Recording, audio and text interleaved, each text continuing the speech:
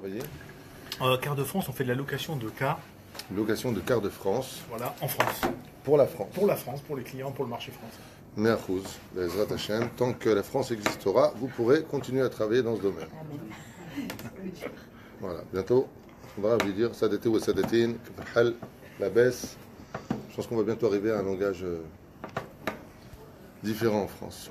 Alors, on va parler d'un sujet qu'on appelle l'énergie aujourd'hui.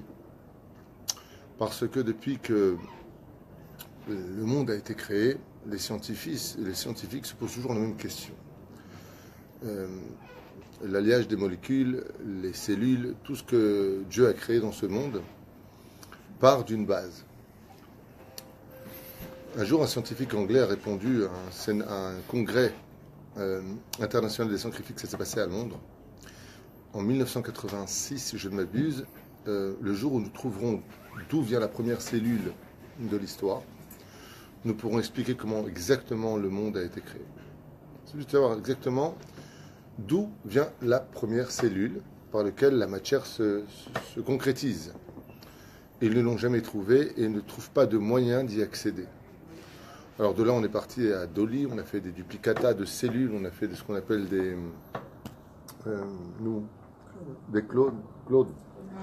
clones, pas clowns, clones. Bien d'accord?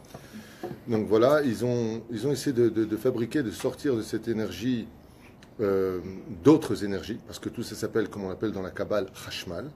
D'accord? Toutes les créations du monde s'appellent Chashmal. Cette bouteille tient grâce à un Chashmal, qu'on appelle une énergie qui la maintient. Et ils ne l'ont jamais trouvée. Pourquoi ils ne l'ont jamais trouvée? Parce que la première cellule de la Torah se trouve dans la Torah. Où? Eh bien, dans la première création de Dieu. C'est d'une première cellule que le créateur du monde a tout créé. Parce que c'est marqué dans le premier verset de la Torah. Comment on dit une cellule en hébreu? Bonne réponse. C'est fait. Comment on l'écrit? Ah. Taf Aleph. Vous auriez pu dire tête. C'est fait, mais Taf Aleph. Et qu'est-ce que veut dire le mot et en hébreu? Et, ça veut dire ou avec. Ou point de jonction. Non, pas et. Point de jonction. C'est-à-dire accrocher un mot à l'autre. Quelle est la première création donc de Dieu dans la Torah? Bon, en ce cas, ils ne savent pas. Bereshit. Bara. Traduisez déjà. Au commencement. Dieu. Créa. Dieu. Donc, non, vous allez trop vite. Bereshit, Bara. Non. Bereshit, Bara. Elohim. Oui, mais vous avez avancé après. Et. Les Mekoubalim disent que la première création de Dieu, c'est Bereshit, Bara Elohim. Et. Il faut s'arrêter là. Il ne faut pas finir le verset. Et, ça s'écrit comment en hébreu? Aleph Taf. Ça veut dire que de là, et dans ce cas-là, pourquoi Dieu n'a pas marqué, disait Mekoubalim, à l'envers? Bereshit, Bara Elohim, Ta. Ils disent parce que Pashut Meod, il a renversé la cellule pour créer l'énergie dans le monde. Ce qui fait que de la première cellule, quelle est la première lettre de l'alphabet? Aleph. Dernière lettre de l'alphabet, Taf. Du début à la fin de cette première énergie, c'est créé tout le monde. Et c'est ce que dit en Remez, la première Mishnah de Masechet Avot, 5e chapitre. Ba'asara ma'amarim nivra olam, le monde a été créé par une parole. Be'bara, mazé une parole, 10 paroles, une parole ne suffirait pas. Et voilà que la Torah, après la création du monde, nous dit Behi Bera'am. Le Zohar nous dit Mazé Behi Bera'am, il a créé le monde. Behi bara et haolam. Il a créé le monde par le souffle. Et le souffle est la première énergie. Cette énergie-là, dans le monde dans lequel on vit, qu'on appelle la transcendance des mondes, on va rentrer dans le Tzimtzum Ensof Baruch Hu, va donner vie ou mort à tout ce qui va être créé. Qu'est-ce que c'est la mort? C'est quand les molécules se détachent. Qu'est-ce que la vie? Ce sont quand les molécules créent l'alliage. Par exemple, dans le Shulchan Aruch, on nous dit, à partir de quand on considère un nefel, c'est-à-dire un enfant qui n'est pas un enfant, jusqu'à 40 jours, quand la femme est enceinte. Avant les 40 jours, il n'y a pas de considération d'enfant. Pourquoi? Parce que le Shulchan Aruch nous dit, il n'y a pas d'alliage des molécules. C'est-à-dire, il y a une concrétisation d'un fœtus qui est en concrétisation. Ça veut dire que la matière n'a pas encore été réellement créée. À 40 jours, tu prends une photo, ultrason, ce que tu veux, il n'y a absolument rien. C'est la prise de sang qui te tiendra au courant de, tiens, il y a quelque chose qui se passe. La chose qui se passe, c'est-à-dire la concrétisation. Cette énergie-là a le principe même dans lequel tout le judaïsme a été créé, c'est ce qu'on appelle le va et le vient. Le va et le vient, ça a été retraduit, contrairement à certains imbéciles qui comprennent rien à l'histoire du judaïsme chez les nations du monde et qui se permettent d'initier leur initiative dans le monde de la Torah. On a envoyé des vidéos de certains physiciens ou d'historiens qui parlent de la Magen David. Ils sont complètement à la masse, les pauvres, mais c'est pas grave. La notion, la pureté de la Magen David dans le judaïsme, c'est la pureté de la notion du va et du vient. Comme par exemple, si je crée l'énergie de la lumière. D'accord? Comment je crée de la lumière? Du va et du vient. Nous avons des neutrons qui vont et qui repartent. Si je n'ai pas ce retour, automatiquement, je ne peux pas avoir de lumière. Ce qui fait que tout ce que nous vivons sur Terre, le positif comme le négatif, l'atmosphère, le travail, l'ambiance, c'est de l'énergie. Tout ça, c'est de l'énergie. C'est là? C'est clair jusque-là? Oui, je voulais en venir ou pas? Je vais parler de travail aujourd'hui, je vais parler de... Parce que pour comprendre comment on travaille dans une société, il faut comprendre comment ça fonctionne. Et pour comprendre comment ça fonctionne, il faut comprendre ce que Dieu attend de nous. Et pour comprendre ce que Dieu attend de nous, il faut comprendre comment il a créé son monde. Et pour comprendre comment il a créé son monde, il faut écouter ce que je suis en train de dire. Pas moi, ce que la Torah enseigne. Donc Hachem va créer ce qu'on appelle des énergies positives et négatives. Car la lumière peut donner du jour, mais elle peut tuer. Dans le sens où, quand on prend une chaise électrique par exemple, on a une centrale électrique qui va faire vivre une ville entière. Les épitons ont besoin de cette lumière, ils ont besoin de cette énergie. Et si on met qu'un mec qui va toucher cette énergie, la personne peut mourir. Ainsi sont toutes les énergies, y compris la Torah. La Torah, c'est une parole. On n'a pas encore compris ça. Il faut comprendre que la Torah, c'est l'énergie de Dieu. C'est-à-dire, Dieu est énergie lui-même? Non. Pourquoi il n'est pas énergie de Dieu? Parce que le créateur du monde, en aucun cas, ne peut être ce qu'il a créé lui-même. Il est au-dessus de sa création. Donc, quelle est l'énergie de Dieu?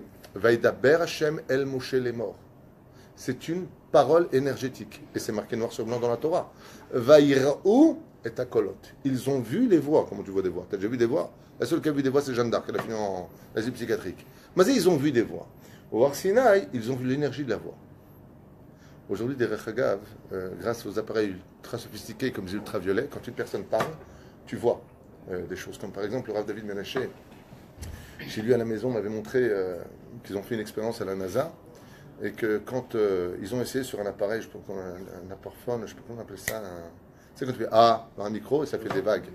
Xylographe? Hein? Xylographe? Non, c'est pas xylographe, mais c'est dans le truc. Vous avez compris de quoi je parle. C'est-à-dire que tu as un micro qui va répercuter les ondes sur un écran. Et donc, ils ont fait une expérience, il m'a montré de visu ce que ça donne. Ils ont fait les diapositives. Ils ont dit A, B, C, ça fait ta, ça fait des vagues. Et ils ont dit Aleph. Et là, c'est un Aleph qui est apparu. Ils ont dit Bet. Un Aleph qui est venu? Oh oui, je l'ai vu de mes yeux. Ça, on ne l'a pas raconté. Le Rav David Menaché a tous les dossiers chez lui. Il a fait cette expérience aux États-Unis. La seule lettre qui n'a pas marché, c'est la lettre Vav. Je rappelle que David de Rav David Menaché est d'Italie. On parle avec les Tunisiens ni avec les Yéménites. Quand il a tenté l'expérience, le tzadi est sorti de tzadi, tout est sorti dans l'écran. C'est pas sorti des vagues, sont sortis les lettres hébraïques. Très intéressant. Et quand il a dit... Jérusalem qui arrive. Jérusalem, automatiquement, quand il a prononcé la lettre Vav, très bizarrement, c'est une espèce de truc tordu qui est sorti, mais pas Est-ce qu'il le prononce pas Vav peut-être? Il y en a qui prononcent waouh. Eh bien exactement, c'est celui qui me l'a dit. Alors, le Rav David Menaché me dit, et regarde, donc il me montre une diapositive, ça c'est quand j'ai dit Vav. Vav, ça fait un truc comme ça. Une virgule à l'envers. C'est pas un Vav hébraïque. Alors j'ai dit waouh. Et waouh est sorti Vav. Il m'a dit, je peux prouver scientifiquement que la prononciation du Vav, scientifiquement, sans Emouna, par rapport à ça, que la lettre Vav se dit waouh. On dit We Ahavta. Comme ça, il a répondu de façon scientifique, puisque à l'écran sont apparus cette énergie incroyable. Les Constantinois qui ont raison, c'est les Constantinois. Non, les Constantinois disent Vav, justement. Algériens, Constantinois. Bon, c'est vrai, encore une fois, je ne veux pas vous faire perdre de temps. Vous savez que dans la vie, il n'y a que deux styles d'humains juifs. Il y a ceux qui sont nés tunisiens, ceux qui rêvent de l'être. On va perdre de temps avec ça. Juste pour finir, Allez, wallah. Elle va dire j'adore le rap. C'est toujours pareil. Une fois j'ai dit ça à un public, il y avait une femme qui me dit c'est pas gentil, je suis algérienne. Aujourd'hui, grâce à Dieu, les Tunisiens, les Marocains, les Algériens sont morts. Il y a un nouveau peuple qui s'est levé, une nouvelle, plutôt un retour. Il y a le peuple hébreu qui vient de ressusciter. On quitte un petit peu ces notions stupides tunisiens, algériens, marocains, libyens, syriens, et qu'on retourne un petit peu à l'essence même du judaïsme qu'on appelle le peuple d'Israël, le peuple hébreu, Aram à Ivry, comme on le connaît. Top, juste pour en revenir à ce que nous disions, donc cette énergie-là est d'une importance capitale, parce qu'elle a une fonction qui est difficile. Comme le dit la Gemara, la Torah est appelée l'énergie, c'est une énergie bien entendu très importante, oui, puisqu'elle donne la vie. Mais la Gemara nous dit, fait très attention, comme toutes les énergies, elle tue. C'est pour ça que la Torah s'appelle, dans le langage du Talmud, Sam Achaim, O Sam Amavet. C'est-à-dire que ne crois pas que la Torah peut apporter automatiquement la vie. Par exemple, la Gemara dans la Sechet Sanhedrin nous dit, voici ceux qui n'ont pas de monde futur, Doeg Adomi, Gechazi, des grands amis des Chachamim, ils n'ont pas de monde futur. Ils étaient dans la Torah. Lama, parce qu'ils ont attrapé l'énergie du mauvais côté. Ce qui fait qu'on peut avoir un chapeau, une barbe, tzitzit, brit mila, ish kadosh kivyachol, ve'anochelek l'olamaba. Lama. Parce qu'il n'aura pas pris l'énergie du bon côté. L'énergie n'est positive que quand elle est cadrée. Si je cadre mon énergie, automatiquement, je suis dans le bon. C'est comme l'histoire de l'étude de la Torah, comme le dit le Rambam dans les Chodéot. Tu étudies, tu dors, tu travailles, dougma. Si tu dois travailler, c'est deux Shitot, Rabbi Shmuel, Rabbi Shimon Bar Yochai, de comment diriger sa vie. Il en faut deux, la tribu d'Issachar, la tribu de Zvouloun, pour soutenir, peu importe. Aval, quoi qu'il advienne, l'énergie, si je mets trop d'électricité, qu'est-ce qui se passe dans une maison? Tout explose. Et si je manque d'électricité, rien ne s'allume. Non. Dans les deux cas de figure, j'ai de l'obscurité. Ainsi est l'énergie. L'énergie nous a été donnée. Et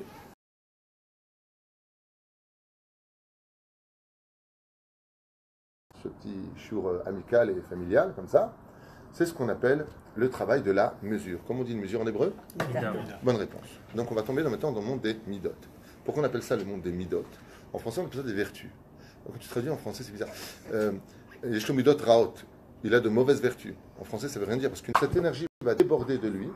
Qu'est-ce qu'il va faire pour se contrôler? Il va tout serrer à l'intérieur de lui. Ça s'appelle une dépression. Pourquoi une dépression? Parce qu'il a dépressionné d'extérieur pour mettre à l'intérieur. Et donc, il n'est pas bien. Il est en train de s'éteindre. Il a amoindri son énergie extérieure. Et il ne va pas la contrôler ni la canaliser intérieurement. Ça peut devenir un homme qui est en dépression, une femme qui ne va pas bien. Pourquoi?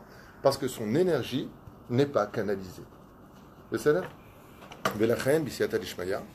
le Créateur du monde, nous a donné quelque chose de très important qui s'appelle la Torah. Alors, je voudrais quand même vous mettre en garde, même si je compte en parler de façon très détaillée demain soir à Natania, c'est que les tsaréno arabes, beaucoup de gens commettent une erreur fatale. Je dis bien, beaucoup de gens commettent une erreur fatale. Et cette erreur fatale, c'est de venir avec ces problèmes psychologiques dans la Torah. C'est-à-dire que quand on va chercher la Torah, on va chercher un médecin. Pas du tout. Vous vous gourrez, tous autant que vous êtes. Enfin, je parle pas de vous, je parle de tous ces gens qui ont pris la Torah comme étant un refuge. Tiens, je vais devenir religieux, religieuse. Pourquoi? Bien parce que j'ai des problèmes, il faut que ça s'arrange.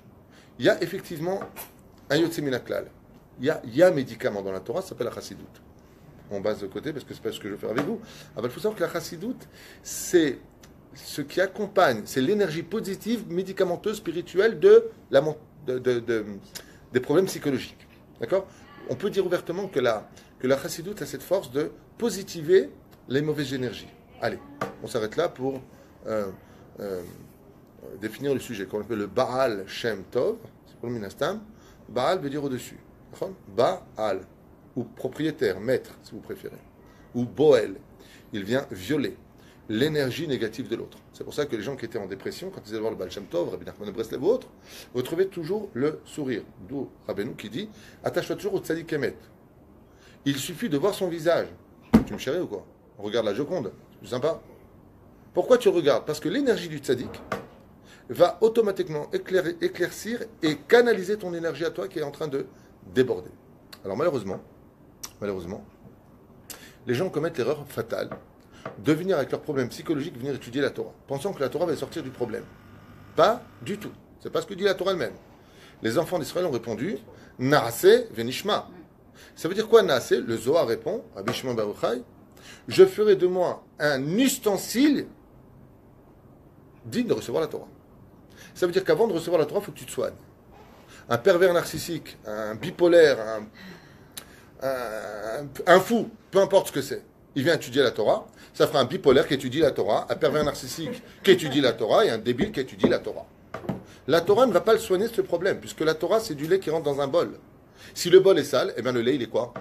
Il est sale. C'est pour ça que le Shulchan Aruch nous interdit, dans le cas échéant du Shulchan Aruch, d'enseigner la Torah à quelqu'un qui n'a pas canalisé son énergie. Ça s'appelle un Baal Midot Raot. Quelqu'un qui a de mauvaises midot, on n'a pas le droit de lui enseigner la Torah. Pourquoi? Les Chachamim ils disent Kishtamesh ba Torah kekardom, parce qu'il va utiliser cette Torah comme une hache devant lui pour se frayer un chemin. C'est-à-dire que, si on voit sur un débile mental qui va étudier la Torah, donc il viendra constamment dire à sa femme, de toute façon c'est ça, toi la religieuse avec ton kissouille, ah ben, la Torah interdit formellement, d'abord c'est le Motzi Shemra, ça assourd. Ou une femme qui va dire à son fils, c'est ça, tu étudies à Yeshiva, c'est comme ça que tu réponds à ta mère, c'est ça qu'on t'apprend à la Yeshiva. Ça veut dire quoi? Quel zilzoul? C'est mépriser quelqu'un. Non seulement c'est mépriser, c'est assour al Torah et ça démontre que la personne qui dit une chose pareille elle-même tombera dans le fameux proverbe très connu, je ne vais pas revenir sur le sujet, de juger les autres d'après soi-même. C'est-à-dire qu'on reflète constamment les défauts. C'est la Gemara qui dit ça. Celui qui trouve constamment des défauts chez l'autre, c'est parce qu'ils sont en lui. D'accord? C'est une énergie qui non seulement n'est pas canalisée, mais elle est rejetée sur l'autre. Mais attention, il y a des cas de figure où n'oubliez pas qu'il y a une misat assez de raïta de reprends l'autre, fais des remontrances. Ça ne veut pas dire que je suis automatiquement en train de rejeter. C'est pour ça que la Gemara nous met en garde et qu'elle nous dira dans des termes hébraïques des mots extrêmement profonds qui disent Hu Aya Omer. C'est-à-dire qu'il était Hu Maché Hu Omer et non pas rejeter la faute. C'est-à-dire que c'est l'antithèse de penser que arrête de me dire ce que j'ai à faire parce que tu te reflètes chez moi en réalité. C'est-à-dire non. La Gemara nous dit que quand on vient te donner des conseils, on n'oubliera pas de mettre avant juste il était lui ce qu'il disait. Et pourquoi tu as besoin de me dire est-ce que je vais penser que, comme a dit Aristote, c'est pas parce que j'enseigne les maths que je suis un triangle. Il est évident que si moi maintenant je viens dire quelque chose, eh bien c'est parce que je veux t'améliorer. La Torah te dit tu peux pas faire ça comme ça. Tu peux pas faire ça comme ça. La Torah a besoin de venir dire hu beseder. Lui il est bien. Hu aya Omer et Mashéhu Omer. La reine a tishtadel liot Mashéhu. Vous avez compris ce que j'entendais? Alors, lui, quand il t'enseigne quelque chose, c'est parce qu'il a déjà travaillé. Alors il te dit comment y arriver, en français. Il est l'Omer. Ouaya Omer. Imen anili, mili, ushalat mimani, vimlorshav matai. Il vient te dire, il est. Maintenant que moi je sais qui je suis et que je suis devenu moi-même et que je me suis pris en main sans tarder, je peux te dire, fais pareil. Pourquoi? Parce que j'étais un homme pauvre et inconnu au bataillon, je suis devenu prince de la Torah et ceci et cela, parce que je me suis pris en main, ne compte pas sur les autres. D'accord? C'est comme quelqu'un qui est pris en charge en France et vient constamment donner des conseils de comment s'en sortir de façon indépendante. Enfin, la sécurité sociale, le RMI, le SRA, le machin, tout chouette. Brad ne vient pas nous donner en Israël des leçons de comment vivre dans notre vie de tous les jours. C'est-à-dire, quand tu auras vécu comme aux États-Unis, qui est un pays où tu ne travailles pas, tu crèves, alors tu viendras nous donner des leçons de morale en Israël pour savoir comment gérer les choses. C'est-à-dire qu'il est très difficile de voir un bossu qui se moque d'un dromadaire, quoi, quelque part. Vous comprenez ce que je veux dire? Arrange ta bosse avant de venir arranger la mienne, ça s'appelle. Velachem, ici à Talishmaya, nous avons pour tafkid de faire attention de ne pas mélanger l'énergie à l'énergie divine. Ça veut dire qu'il y a deux sortes d'énergie. Là, j'essaie d'être très, très, très, très clair.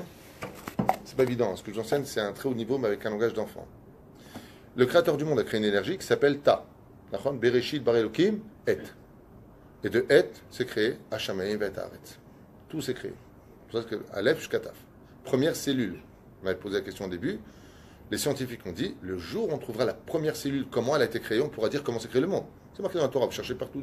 C'est pas dans l'univers, parce que l'univers vient de la première cellule, de la création du monde, qui est donc la première énergie active dans le monde. C'est-à-dire des énergies actives, des énergies passives. Vers Descartes, le créateur du monde va prendre une partie de lui, qui est une énergie, et créer l'âme juive qu'on appelle Chelek Elokam Ima'al, une partie de Dieu. Ça prend avec des pincettes, on n'est pas une partie de Dieu Tachles, on est une énergie qui vient d'une pensée énergétique de la création du monde, qui vient d'Hachem. Je vais m'arrêter là pour ne pas aller plus loin. C'est clair au moins ce que je dis? Enfin, je fais tout pour que ce soit clair, hein, je m'excuse. Il a mal à la tête, lui. Il va me dire quand est-ce qu'il se casse, porte-nous. Je vous dis la vérité, si c'est pour faire des cours de, vous savez, dans la vie, il faut avoir confiance en Dieu, machin, je suis pas curé. C'est pas mon truc. Le côté, on est tous frères, on doit s'aimer. Prenez un joint, pas d'éléphant, vous êtes comme ça, transact, vous êtes tous, c'est bien.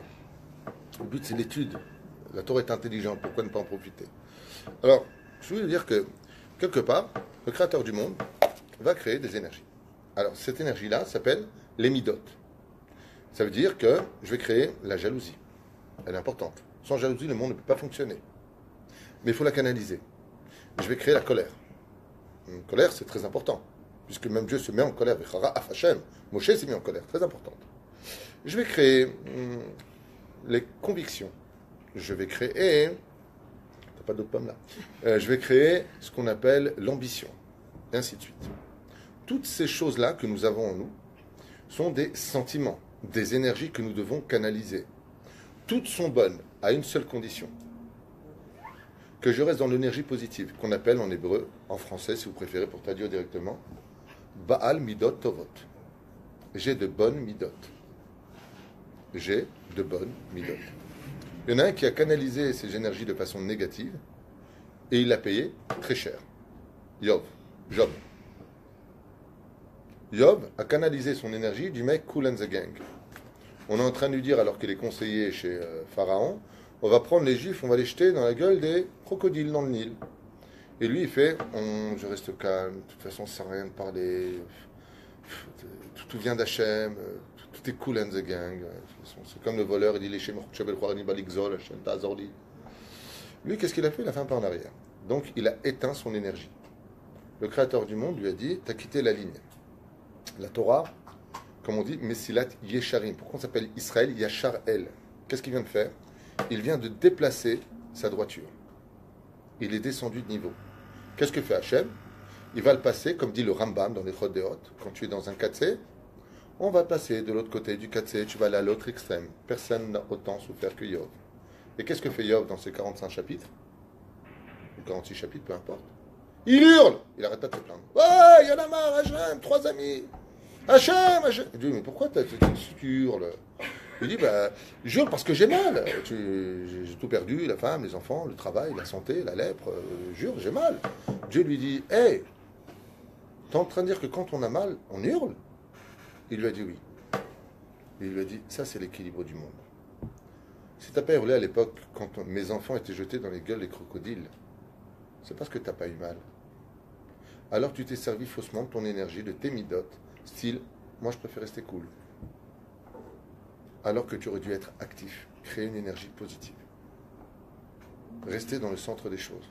C'est pour ça que la Torah nous apprend que dans la vie, il y a des moments où il faut savoir crier. Il y a des moments où il faut savoir se calmer.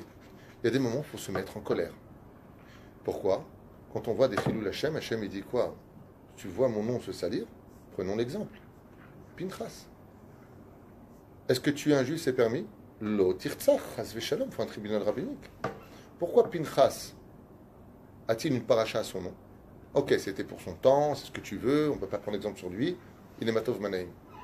Parce qu'il a casé son énergie dans ce qu'on appelle la kin'a.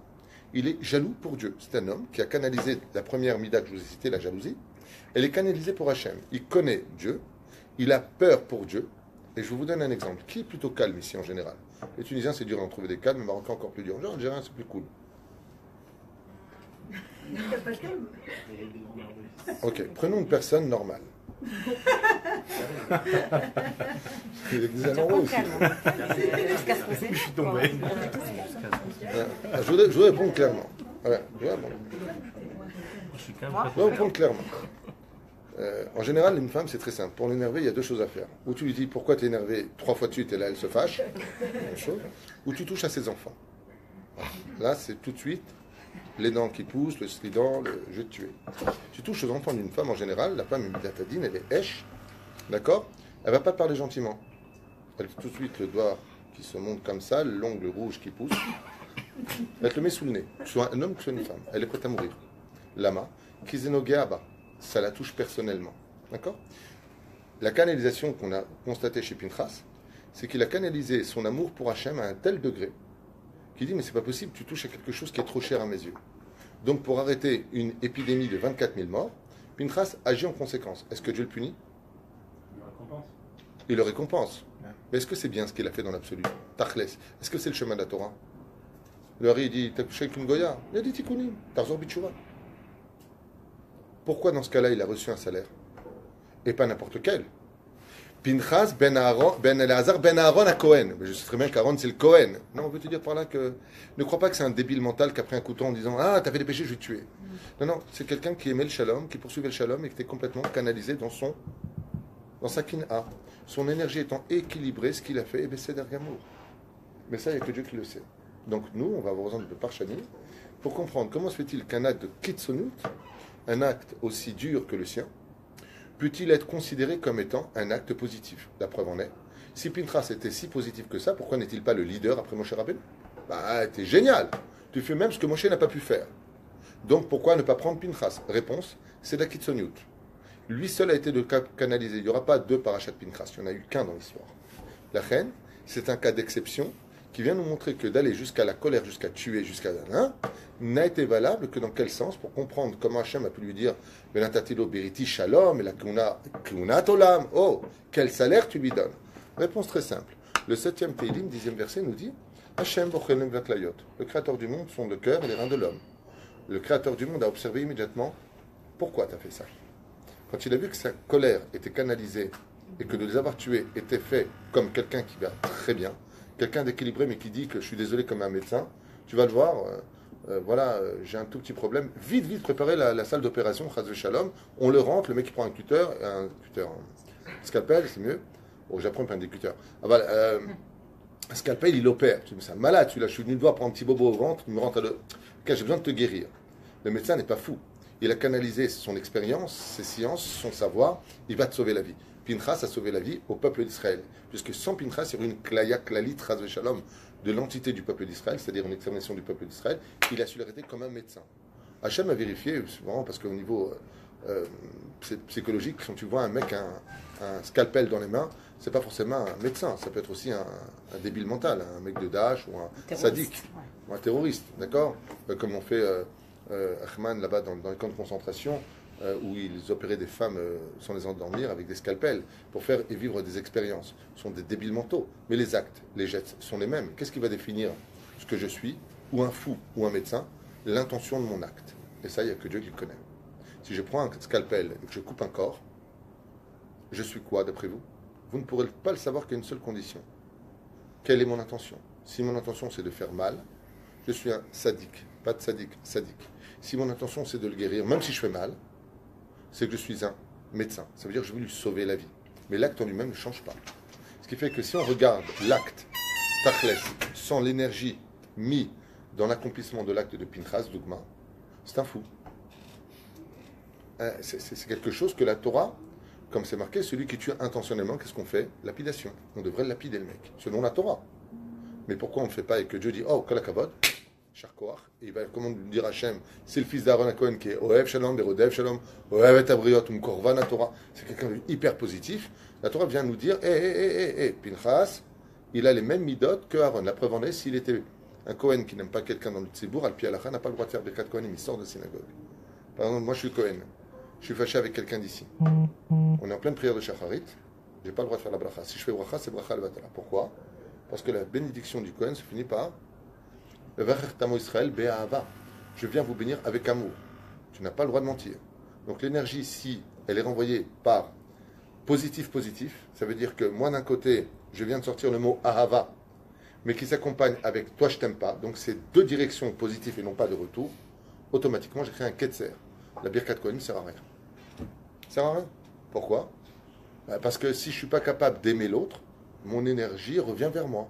Donc c'est comme si je mets 2 plus dans la prise, ça explose la maison. Il n'y a pas de possibilité de recevoir l'énergie de l'autre.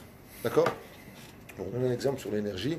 La Gemara nous dit que l'autruche, par exemple, comment elle couvre ses œufs, elle a 2 façons de faire. Ou elle s'assoit dessus, ou elle les couvre avec ses yeux, qu'on appelle l'Aïnara ou Aïn Tova. Qu'est-ce que c'est l'Aïnara? C'est une énergie négative. Qu'est-ce que c'est Aïn Tova? C'est une énergie qui va se déposer sur la matière positive. C'est là. Tout est énergie, comprenez-le. Les odeurs, la vie, le travail, l'argent, tout ça, c'est de l'énergie. Nous, notre travail, en tant que Béné Israël, c'est de canaliser l'énergie. Mais ce n'est pas un but en soi. C'est-à-dire, je m'explique clairement. Notre but à nous, quand on vient au travail, on va venir avec toutes sortes de choses. Le Yetzer Hara va faire en sorte que nous commettions des erreurs fatales, de venir avec nos énergies négatives, dispute avec le mari, dispute avec sa femme, problème à la banque juste avant de venir. On va rentrer dans un bureau, travailler, avec autour de nous quelque chose qu'on ne voit pas, qu'on ne palpe pas, qu'on ne ressent pas. D'accord ? Comme disent les Mekoubalim, je vous donne un exemple terrible à entendre, je m'excuse pour le mot employé. Un homme trompe sa femme, ou un homme regarde des choses interdites. D'accord ? Automatiquement, quand il va se fixer les yeux là-dessus, les yeux sont les plus grands capteurs d'énergie au monde. Sachez-le. Plus que l'odorat, plus que la langue, plus que tout, plus que le toucher. D'accord ? Sachez-le. C'est pour ça que les yeux sont les vitres de l'âme, c'est-à-dire ce sont les fenêtres de l'âme. À un tel point que la Gemara nous dit, dans Masechet Avodah Zarah, celui qui protège ses yeux de mauvaises énergies appartient à Dieu. Plus que ça nous dit la Gemara, celui qui protège ses yeux, le Yetzer Hara ne peut rien faire contre lui. Parce que l'énergie du Yetzer Hara ne peut pas le toucher à lui. Comment s'appelle le Yetzer Hara ? Esh. Quelle est notre Torah ? Esh, dat lamo. C'est un feu contre un feu. Ce sont deux énergies extrêmement fortes. L'un est là pour lutter contre l'autre. Ou plutôt, l'un est là pour équilibrer l'autre. Prenons un exemple, pour être clair. Si maintenant, j'avais le pouvoir de te retirer tout ton Yetzer Hara, tu n'as plus du tout de Yetzer Hara, c'est Tov ou le Tov ? Tov. Alors automatiquement, tu ne toucherais plus ta femme, tu ne serais pas dans ce bureau, tu serais en train d'étudier la Torah toute la journée. Ta femme, je reviens du mikvé, mais Talmud Torah qui est Neged Kulam. Ce que dit la Gemara, c'est pas de moi. En Shoftim, pendant 3 jours, les Tamidés et les Nevi'im d'Israël ont demandé à Dieu de retirer le Yetzer Hara de ce monde. La Gemara nous dit Taranegolet lo itila betsa. Même un œuf n'a pas été pondu par l'époux. Pourquoi ? Parce que n'ayant plus de Yetzer Hara, comment tu veux qu'un homme soit attiré par sa femme ? Qu'est-ce qui attire chez l'homme, qu'on appelle dans la Kabbale ou dans le Balatania, la Gemara, peu importe où les livres en parlent, le Zohar en parle, le Nefesh Behemi. C'est quoi le Nefesh Behemi ? C'est le Yetzer Hara qui est en nous. Et est-ce que le Yetzer Hara, c'est le principal ou la Torah, c'est le principal ? Là, je vais loin dans ce que j'ai dit. Là, je dis des choses qui sont très dures à entendre. Quel est le principal ? Le Yetzer Hara ou la Torah ? La Torah. Encore une fois, c'est pour ça que vous n'avez jamais canalisé l'énergie positive. Barati Yetzer Hara, Barati lo Torah, Tavlin. C'est quoi Tavlin ? Qu'est-ce qui est le principal dans... Juste un instant. Quand tu manges une entrecôte, tu vas mettre un peu de poivre, un peu de sel, un peu de je sais pas quoi. Vous êtes d'accord ? Tu manges les épices ou tu manges le steak ? C'est le steak le principal ? Tu fais la bracha sur les épices ou sur le steak ? Donc qui est le principal ? Très bien. Le steak. Barati Yetzer Hara. Steak. Barati lo Torah Tavlin. Qu'est-ce que vient faire la Torah ? Elle vient donner du goût Yetzer Hara. Donc qui est le principal dans ce monde ? Le Yetzer Hara. Alors pourquoi Yetzer Hara, il faut le fuir ? Ça contredit tout. Ah super, qu'est-ce qu'il y a ? Je suis rempli de Yetzer Hara, je suis le plus heureux du monde. Mais absolument. Les Chachamim disent que si les hommes avaient eu le Yetzer Hara du roi David, c'est dit à propos du roi Shaoul. Le Gemara nous dit Shaoul a commis qu'une faute dans sa vie, le roi David a commis 2 fautes. Et pourtant le roi David est plus grand que le roi Shaoul, entre guillemets. 2 fautes contre une. Il veut dire, s'il avait eu le roi Shaoul, le Yetzer Hara du roi David, il aurait connu beaucoup plus de fautes. Plus un homme est dans la Torah, plus son Yetzer Hara va grandir avec lui. Chez Nehemar, Yetzer Hara gadol minoso. Le Yetzer Hara, quand tu vois un très grand Mekoubal, un vrai, pas un baba de franc, un vrai tzaddik, tu peux être certain que si tu fais une opération chirurgicale spirituelle en lui, tu vas découvrir un Yetzer Hara mafrid meod. Pourquoi ? Parce que le Yetzer Hara grandit automatiquement avec la Torah, puisque Barati Yetzer Hara Bartulo Torah Tavlin. Plus le steak est grand, plus tu mets du Tavlin. Donc à quoi sert la Torah ? À mettre en équilibre nos midot. Notre Yetzer Hara ne s'intéresse pas à notre Torah. Le Yetzer Hara ne s'intéresse pas à l'étude de la Torah. Au contraire, il peut même s'en servir. Il peut même s'en servir. À un tel point qu'un homme pourrait délaisser toute sa famille sous prétexte qu'il va étudier la Torah, ce qui n'est pas du tout le but de la Torah. Pour ça, il faudra la bénédiction de sa femme, comme le cas de Rachel avec Rabbi Akiva. Au nom de la Torah, un homme pourrait se permettre de pratiquer des choses, ou de dire des choses qui peuvent être très vexantes. C'est ce que je vous ai dit. Un des plus grands maîtres du judaïsme, Doeg Adomi, chef du Sanhedrin, un autre Chalek Lolamaba, Racha Gamour, dit la Gemara. Sanhedrin. Racha Gamour, chef du Sanhedrin, il était aussi fort que le roi David en Torah. Korach. Qu'est-ce qu'il a fait, Korach ?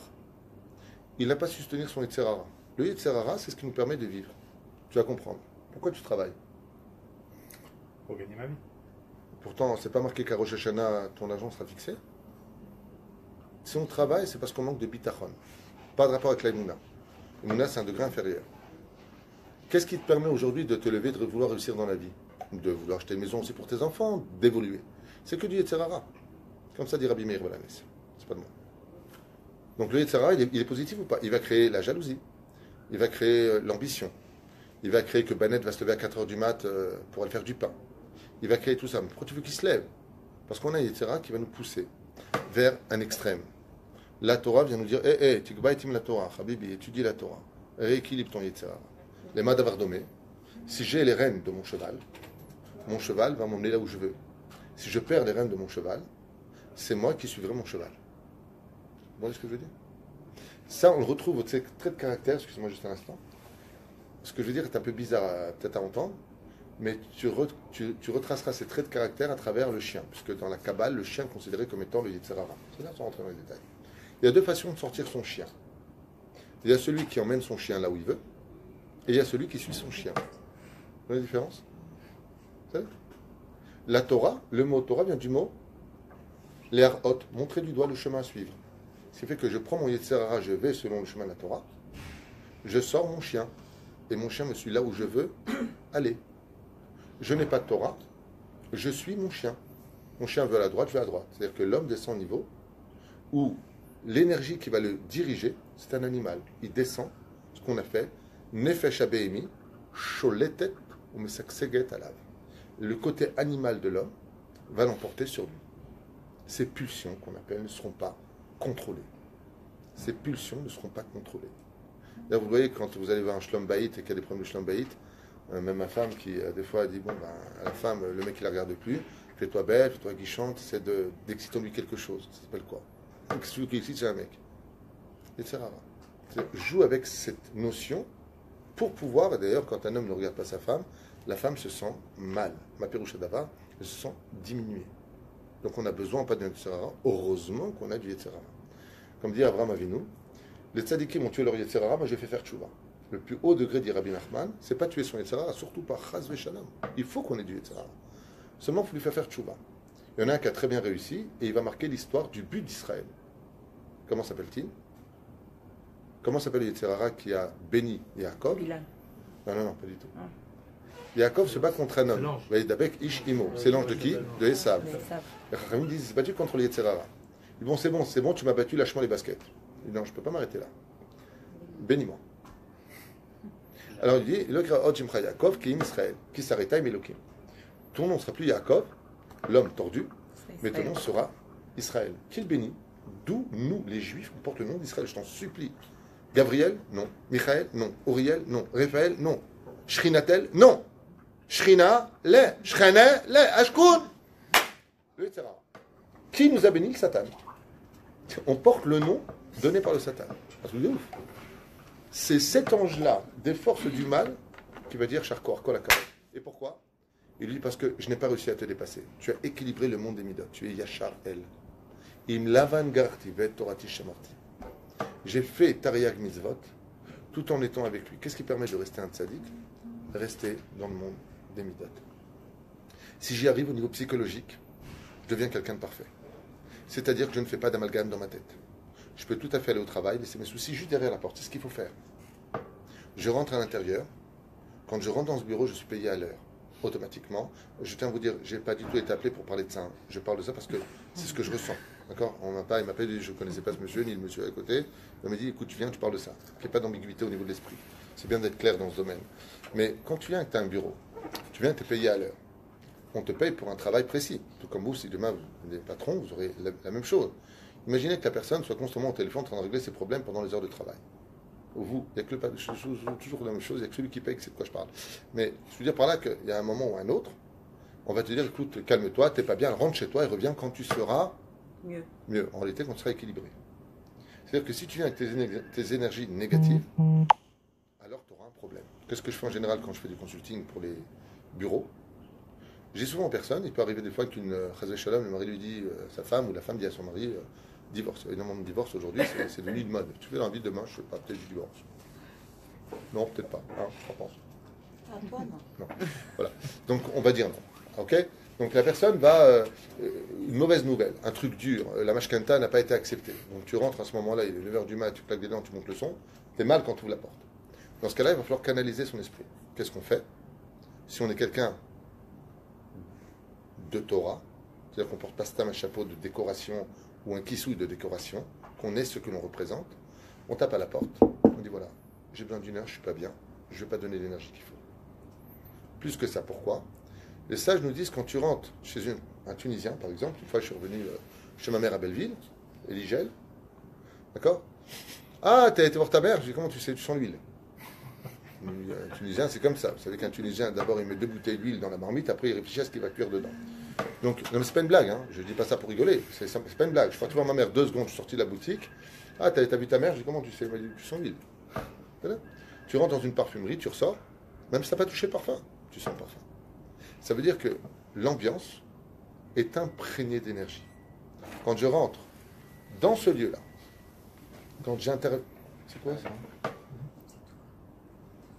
Ah, c'est fini sur. C'est en live. Oh, allez, le maquillage et tout. Chers amis, quand je rentre avec une énergie de Rama, quand un homme a vu un film interdit, qui rentre à la maison, si vous aviez les yeux pour voir, tout autour de lui, il rentre dans un nuage d'énergie négative. Et cette énergie peut pourrir toute la maison. Les enfants peuvent être touchés. La femme peut être touchée.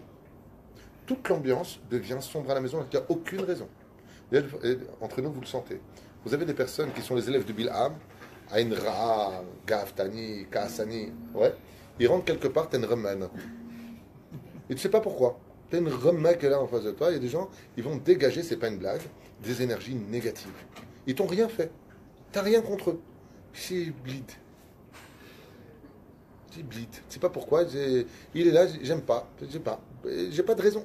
Je peux pas t'expliquer, c'est dans l'atmosphère. Par exemple, sans rentrer dans les détails, je sais que j'en parle beaucoup, mais je compte encore en parler plus que ça. Les pervers narcissiques, quand tu les présentes à la famille sans savoir que ce sont des vitrines extrêmement belles, tu remarques tout de suite qu'il y a un problème qui s'installe dans l'atmosphère. La famille ressent qu'il y a un truc qui ne va pas. Pourquoi? Et pourtant, ce sont des super vitrines. Hein. C'est du oui, tous les... Bien sûr, je vous accompagne à l'aéroport, il n'y a pas de problème. Non, non, je m'en occupe. Oh, c'est génial ce mec. Ouais, il est génial. Mais il y a un truc dans l'atmosphère qui ne va pas. Son intérieur, son énergie, elle ressort. Et tu ne pourras jamais expliquer ce qui ne va pas. Qu'est-ce qui ne va pas avec lui? Mais qu'est-ce que tu lui reproches? Je ne sais pas. Je ne te fatigue pas, c'est dans l'énergie, tu ne peux pas expliquer. Les molécules qui se sont dégagées de lui, qui ne se sont pas coagulées, sinon ça devient de la matière, sont en train de se coller à toi. C'est pour ça que, par exemple, je vous donne un exemple, comment est né Rabbi Ishmael ben Elisha? Sa mère est sortie du mikvé, et elle a vu un chat. Félix, c'est sympa. Chat noir et blanc, sympa. Qu'est-ce qu'elle a fait? Elle est retournée au mikvé. Elle est sortie, elle est tombée sur un goy. Elle est retournée au mikvé. Elle est sortie, elle est tombée sur un hamor.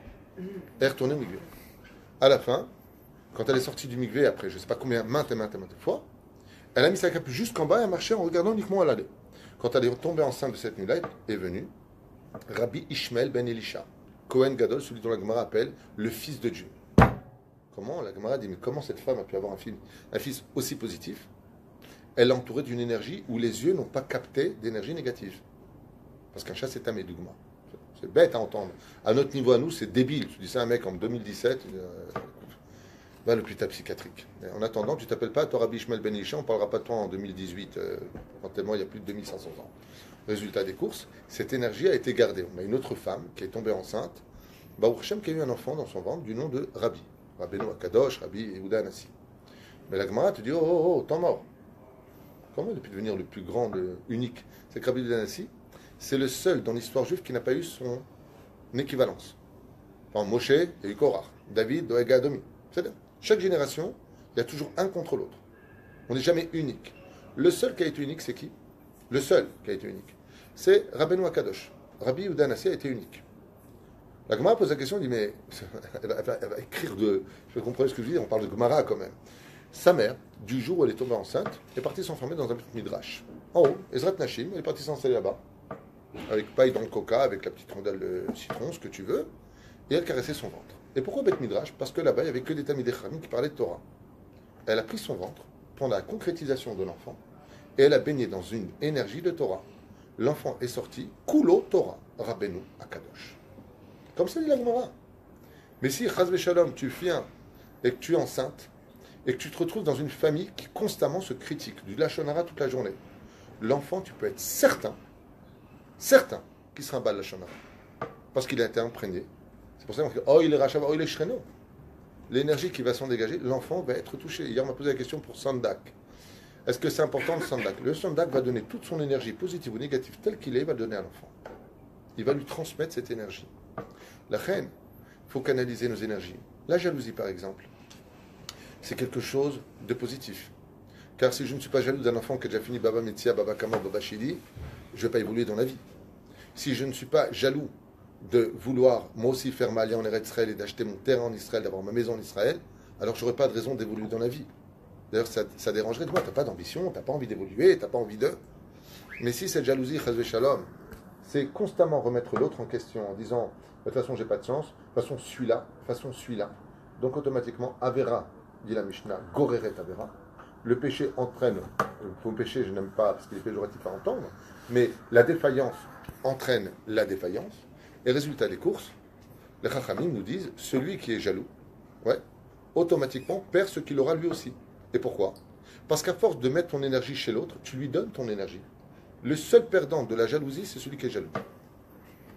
Parce que celui qui a été jalousé récupère l'énergie des autres. Prenons l'exemple de la Torah au niveau psychologique. Yosef est un frère. Les autres frères sont tous jaloux de lui. Ça n'a. Yosef donc a capté l'énergie de ses frères. Il en a souffert en attendant qui est devenu le roi des autres. Yosef. Qui a donné à manger aux autres? Yosef. C'est-à-dire que dès que tu débordes dans tes midotes, tu ne les canalises pas comme la colère ou autre, tout autre élément, tu donnes tout ce que tu as à l'autre. Prenons l'exemple de l'humiliation. Prenons l'exemple du Lachon Hara. Dans Chovot Alevavot, ou même dans le Chafetz Chaim lui-même, celui qui parle de l'autre fait passer toutes ses mitzvot chez l'autre et prend toutes les avérotes chez lui. C'est extraordinaire. Tu vois, on a fait du Lachon Hara sur toi. Merci beaucoup. Rabat, c'est quelle mitzvot? J'espère que tu as fait beaucoup de mitzvot dans ta vie. Pourquoi? Parce que je viens de récupérer. Comment tu veux que je récupère des mitzvot? Ce sont des anges. Qu'est-ce qu'un ange? Une énergie. Ton énergie est passée chez moi. Et moi, par contre, je te donne les miennes. La main qui dit Barti. Arevim Zelazedi Lagmara. Pérouche à d'avoir que le va et le vient, pour donner la lumière, la concrétisation, que tu fasses du bien, que tu fasses du mal, de toute façon, vont s'échanger. Mais il faut faire attention. Parce que de l'autre côté, comme je vous l'ai dit, comme Bilam Aracha, comme prenons Aman, multimilliardaire, premier ministre chez Achashverosh, jaloux du peuple d'Israël, rempli de haine, parce que la jalousie mène à la haine, et donc à l'acte. Donc il y a plus qu'une énergie, puisque la différence entre l'énergie et l'acte, c'est que l'acte est la concrétisation énergétique mise en application. Donc c'est plus rapide. C'est là. Mais ce n'est pas forcément plus efficace. Tirer sur quelqu'un ne peut être valable que si la cible est en face de moi. Faire du Lachon Hara, c'est une énergie qui va là où il est. Je n'ai pas besoin d'être dans le même pays. Je peux le détruire de là où je suis. On fait très attention à cette notion énergétique dont on parle depuis tout à l'heure, parce que l'énergie peut tuer beaucoup plus facilement qu'un acte lui-même. Par exemple, je viens, pas toi, mais imaginons que ce soit le cas. Je te mets une gifle. Ça va créer un hématome. C'est là. Tu risques d'être vexé, mais tu ne seras jamais autant vexé qu'une mauvaise parole qui pourrait te blesser au plus profond de toi. Une gifle s'oublie beaucoup plus facilement qu'un mot mal placé. Pire encore, je t'offre une bague, mais en même temps, je te détruis. C'est là. Qu'est-ce qu'on dit? Brabi, garde tes diamants juste, respecte-moi. Oui ou non? C'est ce qu'on a envie de dire. La reine, il ne faut pas les alzelles baiser. Et je voulais juste finir et vous dire que quand on vient, par exemple, à la maison, quand on a des problèmes avec le travail, les enfants ne sont pas les psychiatres des parents. Arrête, tu me saoules, j'ai une journée très dure. Oh, je suis pas en blouse blanche, t'es pas mon patient, et j'ai pas envie de m'asseoir en train de noter ce que tu as à me dire. C'est bien. Tu peux dire, maman est fatiguée, papa est fatigué, laisse-moi quelques instants, je viendrai m'occuper de tes devoirs. Mais tu ne peux pas lui faire subir à ton enfant les énergies négatives. C'est ce qui se passe aujourd'hui dans cette jeunesse qui est complètement perdue, psychologiquement. C'est que les parents remettent leurs énergies négatives sur les enfants. c'est horrible ce que je vais dire. C'est pas une généralité peut-être pour vous, pour moi oui, dans mon métier. Les enfants de cette génération sont devenus les psychiatres des parents. C'est-à-dire que les enfants doivent comprendre les parents. C'est aux enfants d'écouter les problèmes des parents. Alors que nous, quand on était jeunes, sans Torah, nos parents ne parlaient pas des problèmes d'argent, par exemple. Ils en avaient, mais ils n'en parlaient pas. Non, on ne va pas à Journée Pain cette année parce qu'on a trouvé moins cher ailleurs. C'est tout ce qu'on entendait. Les disputes, c'était en général dans la chambre. Aujourd'hui, c'est devant les enfants. C'est-à-dire, on va comment dire, on va noyer les enfants dans une énergie de la blague. Vous savez que j'ai fait, grâce à ma femme d'ailleurs, que Dieu la bénisse, j'ai pris l'initiative, donc on a pris l'initiative de faire une réunion d'enfants. Et donc, ça ne s'appelle pas un cours, c'est un débat. Et c'est extraordinaire. Je n'ai pas entendu ce que vous avez fait. J'ai fait un débat avec les jeunes, d'accord? C'est de 14 ans à 18 ans. Mais vraiment extraordinaire. Eh bien, si vous entendez les enfants ce qu'ils disent, mais c'est impressionnant. C'est impressionnant. Mais comment vous voulez qu'on croie en Dieu quand nos parents, qui ont une kippa, disent comment on va faire à la fin du mois? C'est extraordinaire. Et on est à table, les gosses me disent, bon, de côté, c'est hors caméra, mais comme vous voulez qu'on croie en Dieu, mon père me dit, va prier, va prier. Mais à quoi ça me sert d'aller prier si mon propre père dit, j'arrête pas de prier, ça sert à rien? Je sais pas si vous voyez ce que je veux dire. C'est-à-dire qu'on prend nos enfants, on part, nous, dans du n'importe quoi du délire, et nos enfants, on les met là-dessus, on les chapote, voilà. Et on leur dit, mettons toi ce que moi, je n'ai pas réussi à être. Automatiquement, ça fait la jeunesse d'aujourd'hui. Une jeunesse qui n'a plus confiance en elle, qui fait n'importe quoi, qui devient hautaine, qui veut grandir vite pour partir, qui est prête à faire n'importe quoi, qui n'a plus envie de donner des comptes. Chutzpah yizge, kala kama bechamota. Tout ce que dit Masechet Sota 49. Pourquoi? Parce qu'on n'a pas canalisé à la maison les choses. Alors comment on fait pour finir? Je vais vous expliquer, c'est très simple. Psychologiquement, la vie, c'est une armoire.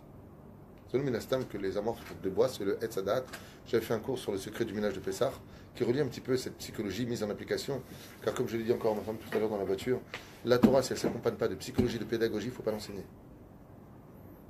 N'allez pas croire que le mec a un problème de Shlom Bayit, il va écouter un Dvar Torah, il va se remettre. C'est du n'importe quoi.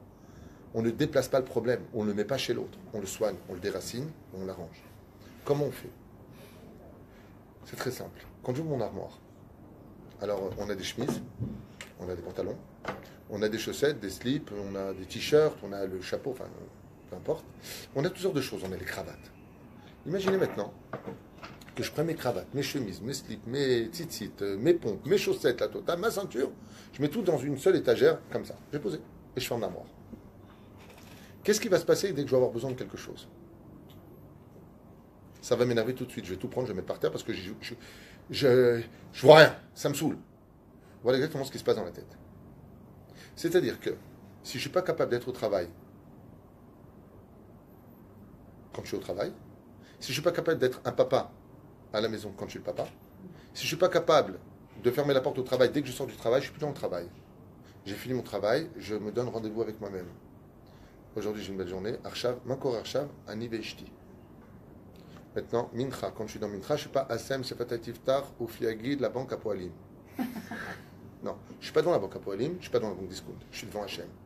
Si je ne mets pas, par exemple, j'ouvre mon armoire, quelqu'un d'équilibré, chemise, t-shirt, pantalon, cravate, chaussettes. Comment est la vie? Je n'ai pas besoin de fatiguer, je sais exactement comment je vais passer ma journée. Parce que je sais comment je vais m'habiller, parce que dans ma tête, tout est dans l'ordre. Donc mon énergie est canalisée. Je n'ai pas besoin de me fatiguer. Je vais chez ma belle-mère. Comment elle s'appelle? Kekableter Kaka. Elle est lourde, elle se mêle de tout, et en plus, elle n'est pas intelligente. C'est dur. Je vais canaliser mon esprit. Je vais aller là-bas. Je sais, c'est pas le cas de ma belle-mère, j'adore ma belle-mère, mais si c'était le cas, je sais par exemple qu'elle est envieuse, ou je sais qu'elle va se mêler de ma vie tout de suite, tu sais, mon fils, elle va me prendre la tête. Azani Odea, avant d'ouvrir la porte, je ne vais pas comme ça. Il faut que je fasse dans mon esprit le ménage.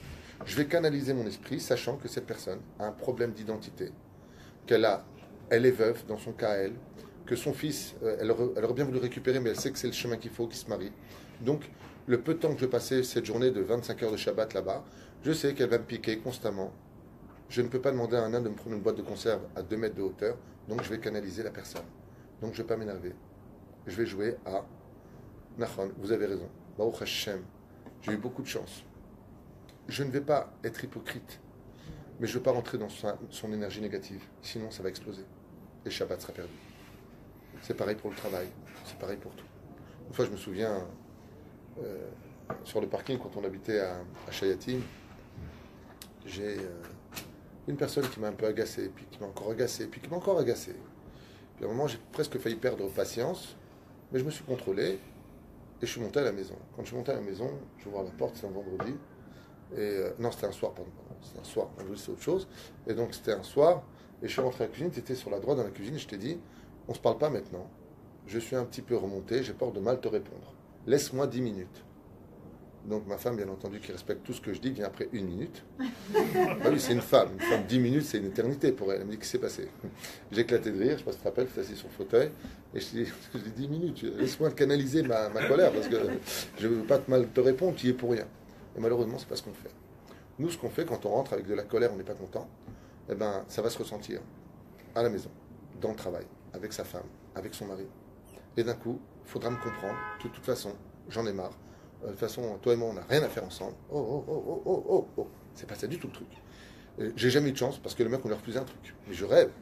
Ce sont des gens qui sont malades. Et la maladie, c'est tout simplement quand on n'est pas capable de ranger son esprit. Quand on n'est pas capable de canaliser son esprit.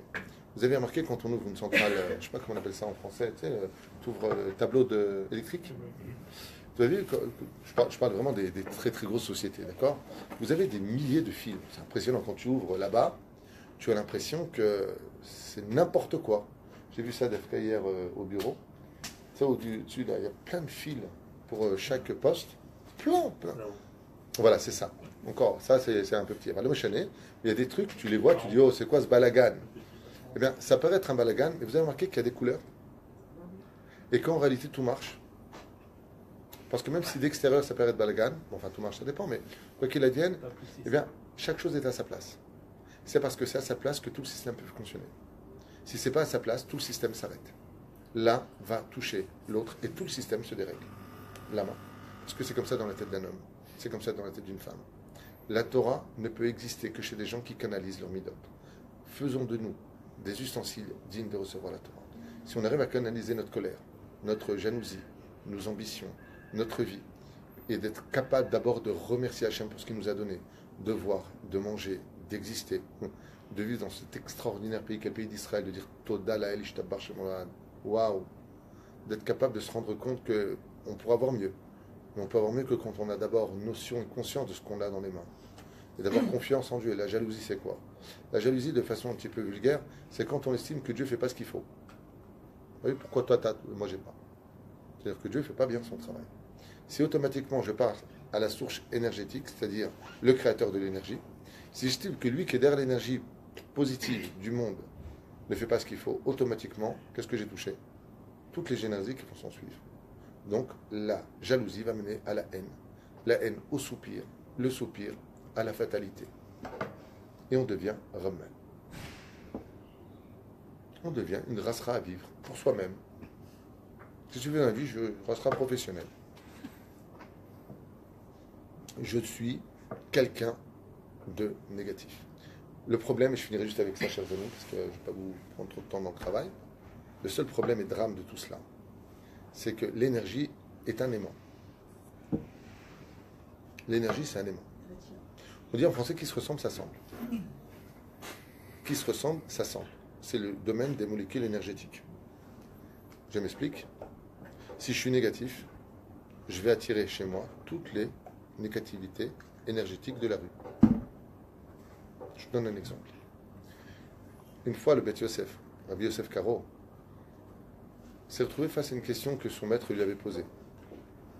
Alors qu'il était malade pendant une semaine, il n'était pas présent. Dès qu'il est arrivé, ça faisait une semaine que la Yeshiva Asfat cherchait la réponse.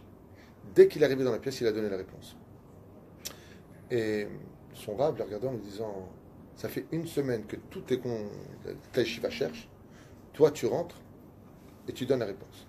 Et Rabbi Yosef Karo lui a dit, Ken, je l'ai capté de chez vous. Je suis tellement amoureux de la halakha, de l'étude de la Torah, que, un peu comme les portables, on cherche si on a la klita. Je recherche la Torah. Et vous êtes une source de klita. J'ai pris la réponse de chez vous. Vous savez, des fois tu parles de quelqu'un, et vraiment tu parles de lui avec une énergie sans te rendre compte. Il va venir. Oh, c'est incroyable, je parlais de toi. Non. C'est pas du hasard. C'est pas du hasard. Des fois, tu ouvres un livre, tu penses vraiment très sincèrement à quelque chose. Ton énergie va l'ouvrir. Tu ouvres, c'est exactement la page. C'est pas un truc abracadabra, c'est de l'énergie. Ce qui fait que, si j'ai bien compris ça, je suis positif. Je suis quelqu'un pas de remède, pas positif. Ça va, attends, ouais. Non, je suis positif. Je suis quelqu'un dans la vie, Kol Beseder, Dieu nous a pas abandonnés, Dieu nous aime. Il y a des hauts, il y a des bas. Même Dieu, il n'a pas de maison, donc c'est pas grave si je loue. Ok? Pas de bête amygdale. C'est pas grave si. Je suis positif. De la fenêtre, de la porte, toutes les énergies positives viennent chez moi. Je suis négatif. Il y a un mec en bas qui vient d'insulter sa femme. Un mec qui vient de faire pipi. Regardez de quoi je vous parle contre un mur. Toutes ces, on appelle ça des psolettes, viennent dans l'atmosphère et pénètrent celui qui l'a appelé. Le positif appelle le positif et le négatif appelle le négatif. Je suis positif, je peux créer de l'énergie positive. Ça s'appelle dans le langage du Talmud Emunat Rachamim. Je vais voir un mec, c'est un charlatan. Il me dit, tu vas réussir dans la vie demain, mardi tu vas ouvrir une affaire. Le mec, il est au clochard, il n'a pas une thune. Ouais. Mardi, il ouvre une affaire. Qu'est-ce qu'il fait lui? Oh, Baba Chili. C'est là. Ah bah, c'est un vrai Mekoubal. Franchement, un charlatan. Attends, tu te rends compte, j'étais voir, il m'a dit mardi, et alors ouais. C'est pas lui qui t'a donné la bracha, hein. C'est ton énergie. Ça s'appelle la Emouna. La Emouna est la plus grande énergie du monde. Prenons par exemple la plus grosse arnaque de l'histoire. Celle qui fait le plus d'oseille sans rien vendre. Plus grosse société mondiale, internationale, qui fait le plus d'argent sans rien vendre. Le loto. Il ne te vend rien.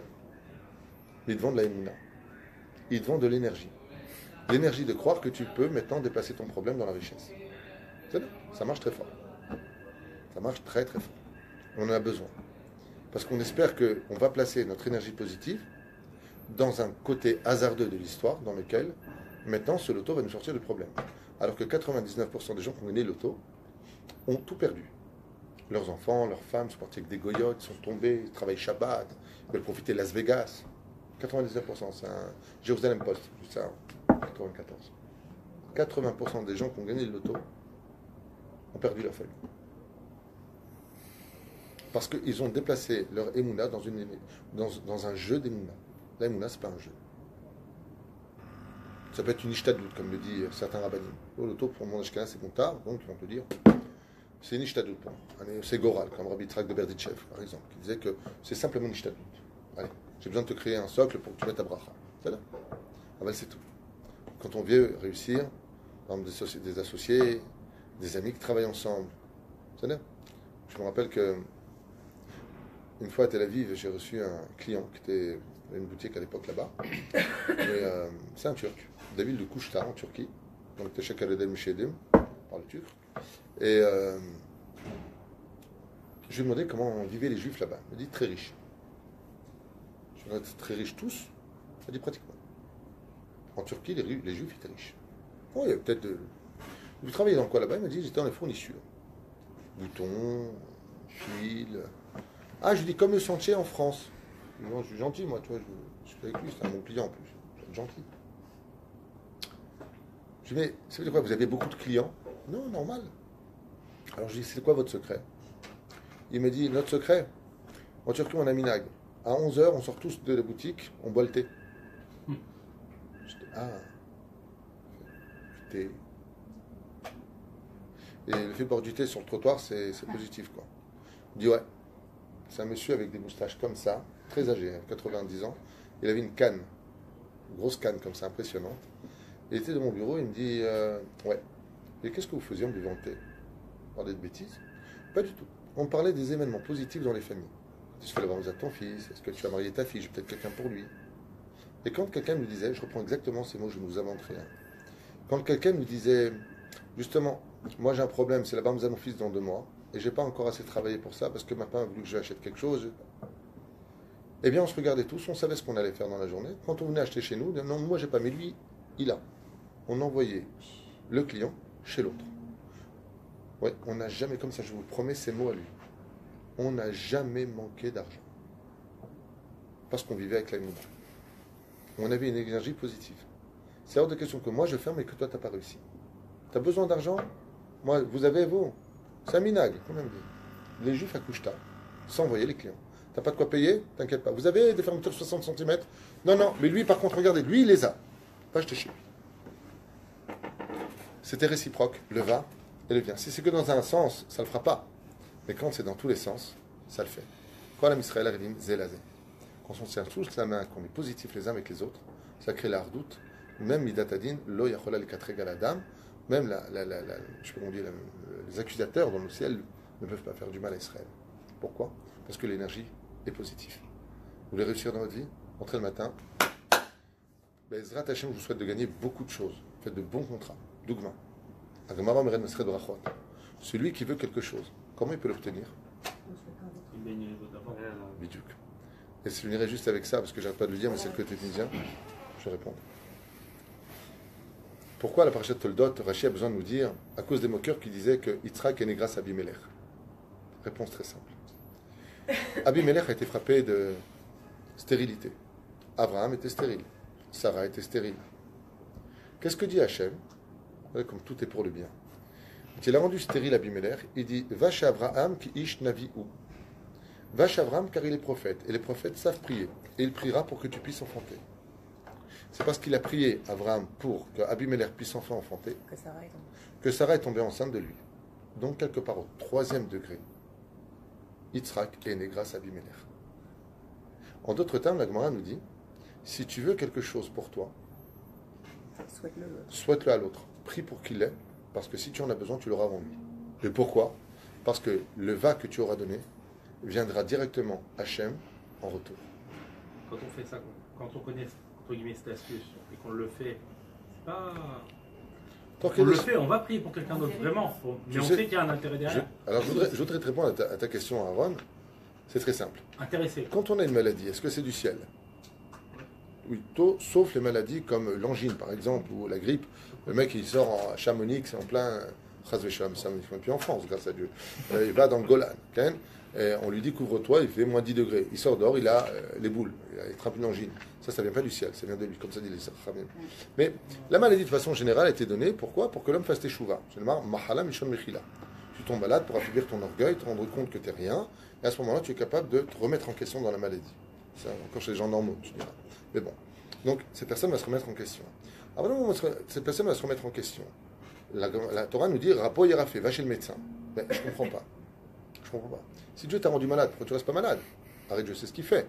On dit bien Baruch Ata Hashem Rofechol Basar Mafli Lasot. Arrête, Dieu est le médecin du monde. Ouais? Non, la Torah te dit non. Rapo Yerafé, va chez le médecin. On va chez le médecin, tu sais, il va te donner des antibiotiques, tu vas guérir. C'est exactement pareil. C'est pas parce que tu connais les solutions que ça peut te guérir que tu n'y vas pas. C'est le même digne. C'est-à-dire que si Dieu te met des jokers en te disant regarde, ça tu ne pourras pas l'avoir, mais je te mets la clé ici, ça veut dire quoi? Prends-la et va l'ouvrir. Donc si demain tu veux quelque chose, et que même par intérêt tu veux prier pour l'autre, tu l'apprendras du médecin que même si ce n'est pas les Shem Shamaïm, ça finira par devenir ceci étant. Aval Bezrat Hashem. Pour Dieu c'est tellement important. Tu sais, je vais te dire une chose pour un père. Quand il voit un frère qui fait tellement attention à l'autre, et il sait qu'il fait attention à l'autre pour plaire à son père, le père il oublie que c'était lui le but. Parce que la joie qui en ressort est tellement grande qu'il a oublié que lui-même existait. C'est ce que veut le Créateur du monde. Quand ils verront les Juifs vraiment s'inquiéter pour l'autre, que ça va, ça a été pour toi aujourd'hui, tu as de quoi faire Shabbat, tu t'en sors, tu veux une avance, je peux faire quelque chose pour toi. Alors même si c'est parce que Dieu, moi aussi j'ai besoin. Le Créateur du monde, c'est pas grave. Un père est tellement heureux de voir ses enfants vivre. Waouh, je suis tranquille. C'est dévoiler Hachem. Ça s'appelle la redoute. Vous avez des questions? Comment on travaille ça? De quoi? Cette énergie régulièrement, journalièrement. Oh, c'est un travail qui prend en général ou une vie ou des gilgoulim.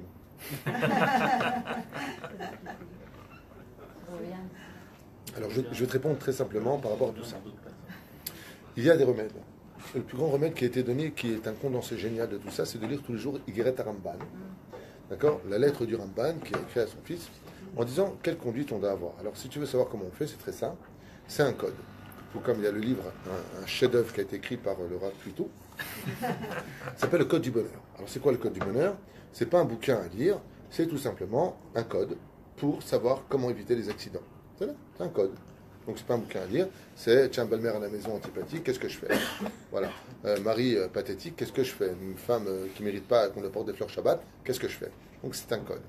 Le corps humain est code génétique. C'est un code génétique. D'accord? Ce qu'on appelle l'ADN, des lettres du mot Adnout. J'ai remarqué que dans l'ADN, un truc de fou. L'ADN, les médecins ont découvert que, vous savez que l'ADN, ce sont 2 mésilotes. On fait mésilotes. Ce sont des rails sur lesquels, qui sont reliés par, en fin de compte, un peu comme un train, comme des rails. Mais ce qu'ont découvert la médecine, ce qui est incroyable, c'est que ce sont des barrettes qui relient donc ce qu'on appelle l'ADN, le code génétique. Et combien il y a de barres?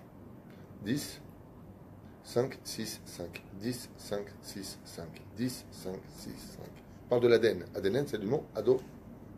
Là. ADN. Mais ce qui est curieux, c'est que l'ADN, vous regarderez ça, c'est Yud Kevavke, Yud Kevavke, Yud Kevavke, Yud Kevavke, constamment. Regardez ça sur Internet si vous voulez. Pas un truc Torah, n'importe où. Regardez l'ADN, comptez les barres vous-même, vous verrez.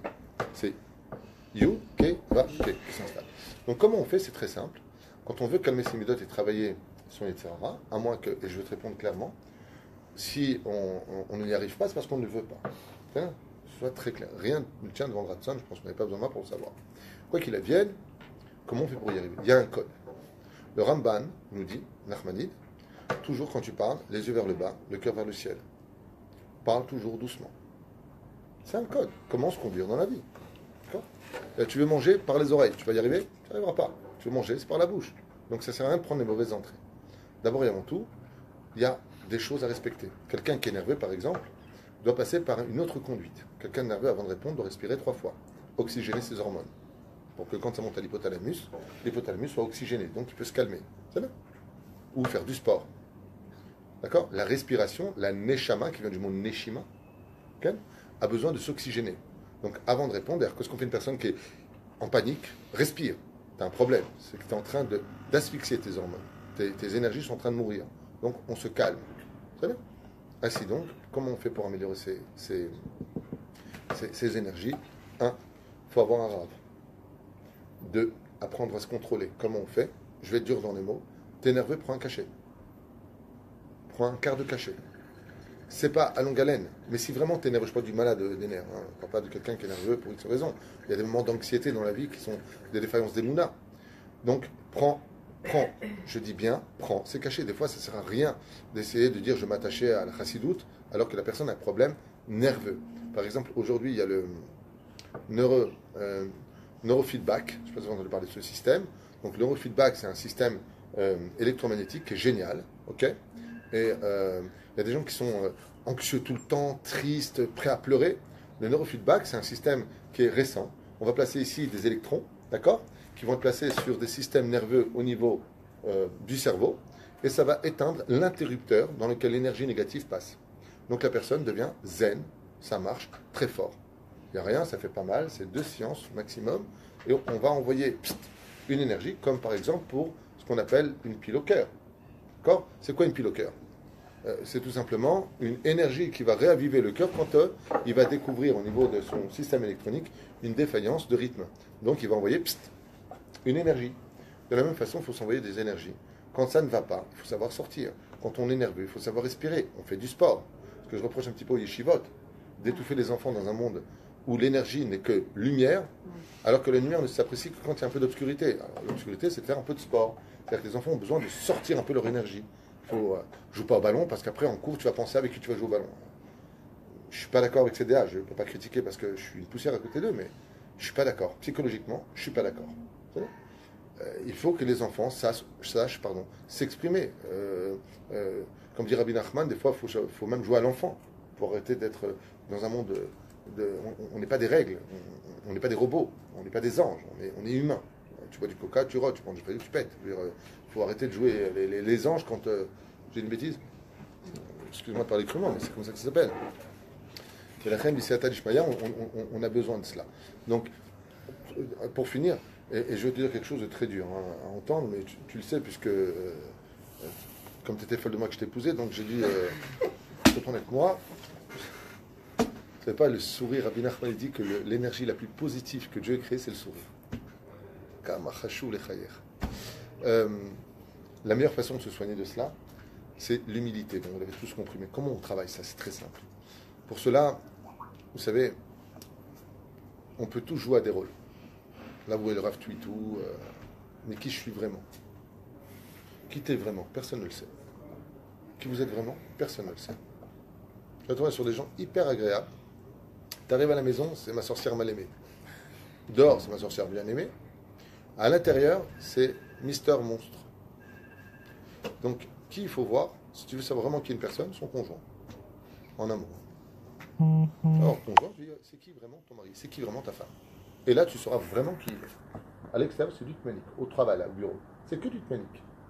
C'est que du tmanique. Shalom. C'est que du tmanique. À la maison, c'est le vrai personnage. C'est lui le vrai personnage.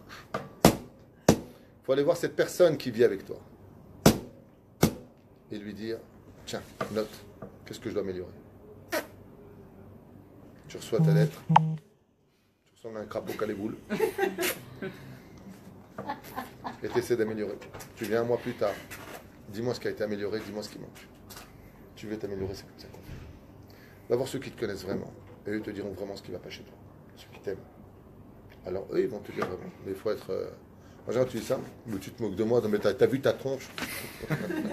On ne supportera pas qu'on touche à nos univers personnels. La reine B'Siyata Dishmaya, c'est un travail qui ne se fait pas en un clin d'œil. C'est pour ça que les mitnagdim étaient contre les chassidim, comme j'en ai fait un cours et tu y étais. C'est qu'on ne devient pas un chassid du jour au lendemain. Le travail des midot peut tout se perdre en un seul coup de colère. C'est le cours de demain matin. C'est quelque chose qui demande une vie. Yochanan Kohen Gadol a été Kohen Gadol 80 ans de sa vie et il a tout rejeté à la fin de sa vie. Donc il n'y a pas de notion de comment on travaille. Je vais te répondre crûment parce que je sais que l'heure du travail est venue maintenant pour vous. Il faut faire du chiffre parce qu'on a besoin de ma sœur, mais non, il faut savoir jeter ces messages. Je vais vous dire franchement, on ne peut pas travailler ces midot pour une vie. Voilà. Je vais vous parler franchement, j'espère que les gens entendent. Il est impossible de travailler ces midot pour une vie. Pour une vie. V-I-E. Non. C'est-à-dire que demain, vous décidez de travailler, de devenir des gens géniaux, c'est impossible. Je vous le dis, le monde n'est pas fait pour ça. C'est impossible. C'est pour ça que la Torah ne nous demande pas de le faire, d'ailleurs. On ne t'a jamais demandé de devenir un tzaddik pour la vie. Mais si vous observez bien ce que nous demande la Torah, c'est toujours le même mot qui revient. Ve'ahavta et Hashem Elokecha, bechol levavecha uvchol nafshecha uvchol meodecha ve'ayu adevim ha'ele asher anochi mitzavecha. C'est tout. C'est tout. C'est tout. Voilà ce que demande la Torah. Comment on fait pour travailler ces midot? On a fait la journée, on ne fait pas de la shonara. Est-ce qu'on y est arrivé? Oui, ça marche. Il y a 400 femmes qui ont pris sur elles la journée de Tani Dibour, ça marche. Quand on fait le Zayin Be'adar, Tani Dibour, ça marche. D'être génial pour une journée, on peut le faire. Pour une vie, c'est un challenge que Dieu ne nous demande pas. Alors qu'est-ce qu'il dit Hachem? Amechadesh bechol yom tuvo ma'aseh bereshit. C'est un enseignement du Baal Shem Tov. Le Baal Shem Tov, il te dit, Rak hayom tiet tzadik. Tu peux être tzadik jusqu'aujourd'hui, tu peux être sympa à la maison, juste aujourd'hui. Demain matin, c'est là, tu repousses. Alors le Baal Shem Tov va plus loin que ça. Il dit, si t'as une pulsion, tu veux faire une avéra, de l'annuler complètement, pousse le naturel, reviens au galop, mon pote. Non, juste aujourd'hui, tu le fais pas. Et alors demain tu le fais. Et demain, tu te lèves, juste aujourd'hui, tu le fais pas. Et demain, tu le fais. Shenema, Shuv Yom Echad Lifne Mitatecha. Qu'est-ce que Dieu te demande de faire? T'es chouva pour une vie? Non. Juste un jour, juste avant ta mort. Et comme tu ne sais pas quand est-ce que tu vas mourir, donc chaque jour, fais chouva. Vous comprenez ce que je suis en train de dire? Donc pour répondre à ta question de façon, non pas philosophique, mais possible, on va te demander d'être calme juste une journée. Tu peux? Juste une journée, tu vas prendre sur toi d'être sympathique, souriant, positif. Tu peux? Ouais. Fais-le. Pourquoi? Parce que demain, c'est pas sûr que tu seras là. Chaz v'shalom. Aval, c'est pas sûr que tu seras là. Personne ne peut dire, moi, demain, c'est sûr que je vis. Personne. C'est impossible. C'est impossible. Amechadesh bechol yom, tout comme le soleil se lève tous les matins, la nature se renouvelle pour toi tous les matins, la rosée tombe, les fleurs s'ouvrent tous les matins. Pourquoi Dieu a fait en sorte que ce soit comme ça? Pour dire que tous les jours, on doit se réépanouir. C'est-à-dire tous les jours, quand vous venez au boulot, dans la vie, à la maison, je prends sur moi de ne pas crier sur les enfants aujourd'hui. Juste aujourd'hui. Juste aujourd'hui. Rak Ayom. Le lendemain, Rak Ayom. Ma femme, de qui plus est, elle est marrante parce qu'elle a donné un système pour la sniout qui marche très fort. Les femmes viennent la voir en lui disant, je ne peux pas être pudique. J'adore les pantalons troués parce qu'aujourd'hui ils se font tous savoir. Ils achètent des trucs troués. Donc, moi, je peux pas, les jupes, ça me va pas. Qu'est-ce que leur dit ma femme? Ok, tu peux prendre un jour sur toi par semaine, un jour. Bekef. Toutes les filles qui ont pris un jour, aujourd'hui, elles l'ont pour toujours. Parce que si tu demandes de devenir du jour au lendemain quelqu'un de parfait, tu peux pas. C'est pas que tu ne veux pas, tu ne peux pas. Ah, comment je peux y arriver? Allez, tu peux mettre les filles aujourd'hui? Bah, allez, vas-y, fais-moi la picouse. Peut-être ça me fera un bon contrat. Ça aide. Au bout d'un certain temps, c'était la famille. Moi, j'ai vu ça de mes propres yeux à maintes reprises. Les mecs qui étaient comme ça. Attends, t'as pas un Lubavitch, j'ai pas mis fini. Ça te manque ou quoi? T'as pas eu ta dose? Quand tu fais chaque jour une chose, tu crées l'éternité du moment. Et c'est pour ça que la Torah ne nous parle pas des mondes qui existent ou qui existeront. Mashaya aya, Masheye iye. Ce qui importe pour Dieu, c'est le moment de la vie. Qu'est-ce que tu fais maintenant? Ba'asher ou Sham? Sham au présent.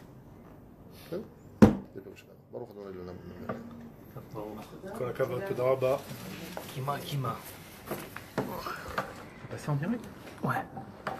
C'est sur TF1. J'espère que